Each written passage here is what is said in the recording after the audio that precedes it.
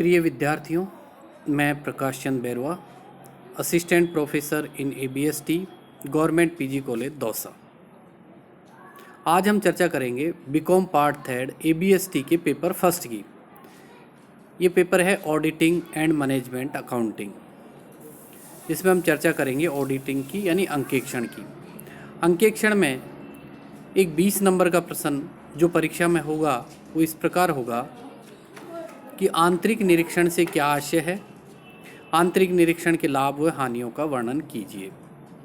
तो इस 20 नंबर के प्रश्न में सबसे पहले हमें आंतरिक निरीक्षण का अर्थ बताना होगा। उसके पश्चात आंतरिक निरीक्षण के क्या क्या लाभ हैं उनको विस्तार से बताना होगा और उसके पश्चात आंतरिक निरीक्षण की जो हानियां हैं उनका हमें वर्णन करना होगा। तो सबसे पहले हम चर्चा करते हैं आंतरिक निरीक्षण के लाभ। आंतरिक निरीक्षण से क्या आशय है। तो जब आंतरिक निरीक्षण के आशय की हम बात करते हैं तो आंतरिक निरीक्षण में प्रत्येक व्यवहार के लेखा कार्य को अलग अलग खंडों में विभाजित कर दिया जाता है, जिसमें प्रत्येक खंड का संपादन अलग अलग व्यक्तियों द्वारा किया जाता है, जिससे प्रत्येक व्यवहार संबंधी लेखा कार्य कई हाथों से होकर गुजरता है और एक व्यक्ति का कार्य दूसरे व्यक्ति द्वारा, दूसरे व्यक्ति का कार्य तीसरे व्यक्ति द्वारा स्वतः ही जचता रहता है और कार्य आगे भी बढ़ता रहता है। इसे हम आंतरिक निरीक्षण कहते हैं। तो यहाँ हम सीधे अर्थों में समझें तो आंतरिक निरीक्षण में संस्था के ही कर्मचारियों में कार्य का इस प्रकार से विभाजन कर दिया जाता है कि संस्था के एक कर्मचारी द्वारा किए गए कार्य का दूसरे कर्मचारियों द्वारा और दूसरे कर्मचारियों द्वारा किए गए कार्य का तीसरे कर्मचारियों द्वारा निरीक्षण होता रहता है, उनकी जांच होती रहती है और इस प्रकार ये कार्य आगे बढ़ता जाता है और स्वतः ही उसका निरीक्षण भी होता रहता है, जिसे हम आंतरिक निरीक्षण कहते हैं। अब हम बात करेंगे आंतरिक निरीक्षण के लाभों की। आंतरिक निरीक्षण के क्या क्या लाभ हैं। तो सबसे पहला है इसमें कर्मचारियों का सावधान होना। तो जब किसी भी संस्था में आंतरिक निरीक्षण को अपनाया जाता है और कर्मचारियों को जब ये ज्ञात हो जाता है कि उनके द्वारा किए गए कार्य की तुरंत ही दूसरे व्यक्तियों द्वारा जांच की जाएगी, तो वे उस कार्य को अधिक सावधानी से करेंगे, जिससे कार्य में गलती और अशुद्धियां होने की संभावनाएं बहुत कम हो जाएंगी। दूसरा आंतरिक निरीक्षण का लाभ है कर्मचारियों का ईमानदार होना। जब संस्था में आंतरिक निरीक्षण की प्रणाली को अपनाया जाता है तो प्रत्येक कर्मचारी के कार्य की शीघ्र जांच होने के कारण कर्मचारी गड़बड़ी करने से डरेगा और अपना कार्य ईमानदारी से करेगा। आंतरिक निरीक्षण का तीसरा लाभ है संपूर्ण वातावरण पर नैतिक प्रभाव। जब संस्था में आंतरिक निरीक्षण को अपनाया जाता है तो आंतरिक निरीक्षण से संस्था में ऐसा वातावरण उत्पन्न हो जाता है जिससे कि व्यवसाय के समस्त व्यवहार, परिश्रम और चतुराई एवं ईमानदारी के साथ किए जाने लगते हैं। आंतरिक निरीक्षण का चौथा लाभ है अशुद्धियों में कमी।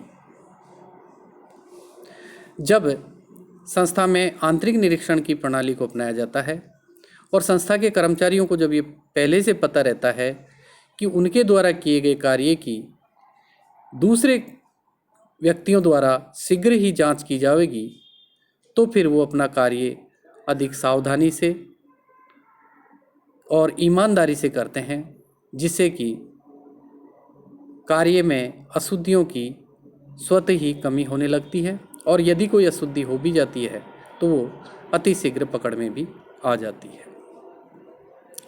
आंतरिक निरीक्षण का पांचवा लाभ है छल कपट में कमी। जब संस्था में आंतरिक निरीक्षण की प्रणाली को अपनाया जाता है और एक व्यक्ति के कार्य को दूसरे व्यक्ति द्वारा जांचा जाता है, दूसरे व्यक्ति के कार्य को तीसरे व्यक्ति द्वारा जांचा जाता है और इस बात का पता जब संस्था के कर्मचारियों को रहता है तो वो अपना कार्य बहुत ही ईमानदारी से करते हैं। किसी प्रकार की छल कपट या गड़बड़ी करने की भी नहीं सोचते हैं, जिससे संस्था में छल कपट में कमी आती है, गड़बड़ियों में कमी आती है। और यदि कोई छल कपट या गड़बड़ी की भी जाती है तो वो आसानी से शीघ्र ही पकड़ में भी आ जाती है। आंतरिक निरीक्षण का छठा लाभ है छल कपट व अशुद्धियों को शीघ्र पकड़ा जाना। जब संस्था में आंतरिक निरीक्षण की प्रणाली को अपनाया जाता है तो संस्था के कर्मचारियों को ये पहले से पता होता है कि उनके कार्य की किसी दूसरे व्यक्ति द्वारा शीघ्र ही जांच की जाएगी, तो अपना कार्य बहुत ही सावधानी और ईमानदारी से करने लगते हैं। किंतु कुछ कर्मचारी ऐसे भी होते हैं जो इतनी सावधानी के बाद भी कोई बेईमानी करते हैं, अशुद्धियाँ करते हैं, छल कपट करते हैं या गड़बड़ी करते हैं, तो आंतरिक निरीक्षण की प्रणाली के द्वारा जब अपनाई जाती है और प्रत्येक व्यक्ति के कार्य को दूसरे व्यक्तियों द्वारा जांचा जाता है तो किसी भी प्रकार की छल कपट, अशुद्धियाँ, गड़बड़ी या गबन को शीघ्र ही पकड़ लिया जाता है। आंतरिक निरीक्षण का सातवां लाभ है व्यवसाय पर अशुद्धियों और छल कपट का संचित प्रभाव नहीं पड़ना। जब संस्था में आंतरिक निरीक्षण की प्रणाली को अपनाया जाता है तो संस्था के ही कर्मचारियों द्वारा एक कर्मचारी के कार्य को दूसरे कर्मचारी द्वारा, दूसरे कर्मचारी के कार्य को तीसरे कर्मचारी द्वारा जब जांचा जाता है साथ के साथ ही, तो अशुद्धियाँ और छल कपट या तो होते नहीं हैं और होते हैं तो वो अति शीघ्र पकड़ में आ जाते हैं, जिससे उनका कोई संचित प्रभाव संस्था पर नहीं पड़ता है। आंतरिक निरीक्षण का आठवां लाभ है अंतिम खातों का शीघ्र तैयार होना। जब संस्था में आंतरिक निरीक्षण की प्रणाली को अपना लिया जाता है तो संस्था के प्रत्येक कर्मचारी का कार्य दूसरे कर्मचारियों द्वारा, दूसरे कर्मचारियों के कार्य को तीसरे कर्मचारियों द्वारा जांचा जाता है, जिससे छल कपट, अशुद्धियाँ, गबन या गड़बड़ियाँ होती नहीं है और इससे संस्था में के जो अंतिम खाते हैं वो शीघ्र तैयार होने में मदद मिलती है। आंतरिक निरीक्षण का नवा लाभ है अंकेक्षक को सुगमता। संस्था में जब आंतरिक निरीक्षण की प्रणाली को अपनाया जाता है और जो कार्य अंकेक्षक करता है वही कार्य संस्था के कर्मचारियों द्वारा किया जाता है। एक कर्मचारी के कार्य को दूसरे कर्मचारी द्वारा और दूसरे कर्मचारी के कार्य को तीसरे कर्मचारी द्वारा जांचा जाता है, तो अशुद्धियाँ, छल कपट, गबन और गड़बड़ी या तो होती नहीं है और होती हैं तो शीघ्र पकड़ में आ जाती हैं। और जब आंतरिक निरीक्षण की प्रणाली को अपनाया जाता है तो इससे अंकेक्षक का कार्य सुगम हो जाता है और उसे बहुत आसानी रहती है। आंतरिक निरीक्षण का 10वां लाभ है प्रत्येक व्यक्ति का उत्तरदायित्व निश्चित होना। आंतरिक निरीक्षण द्वारा प्रत्येक व्यक्ति का उत्तरदायित्व निश्चित कर दिया जाता है और यदि कोई गलती, गबन, गड़बड़ी या छल कपट होता है तो उस संबंधित व्यक्ति का इस संबंध में उत्तरदायित्व निश्चित कर दिया जाता है कि गलती किसके द्वारा की गई है और ये आसानी से पता चल जाता है कि छल कपट, गबन, गलतियाँ, अशुद्धियाँ किसके द्वारा की जाती है और उसका ये उत्तरदायित्व भी निश्चित कर दिया जाता है। आंतरिक निरीक्षण का 11वां लाभ है आंतरिक अंकेक्षण का कार्य देना। तो प्रत्येक व्यक्ति के कार्य की जांच हो जाने के कारण वह आंतरिक अंकेक्षण के समान ही होता है। तो जब आंतरिक निरीक्षण की प्रणाली को अपना लिया जाता है और जब कार्य की जांच एक व्यक्ति के कार्य की दूसरे व्यक्ति द्वारा जांच होती है, दूसरे व्यक्ति कार्य की तीसरे व्यक्ति द्वारा हो जाती है, तो ये अपने आप में आंतरिक अंकेक्षण का कार्य भी करता है। और आंतरिक निरीक्षण का 12वां लाभ है व्यवसाय का निश्चिंत होना।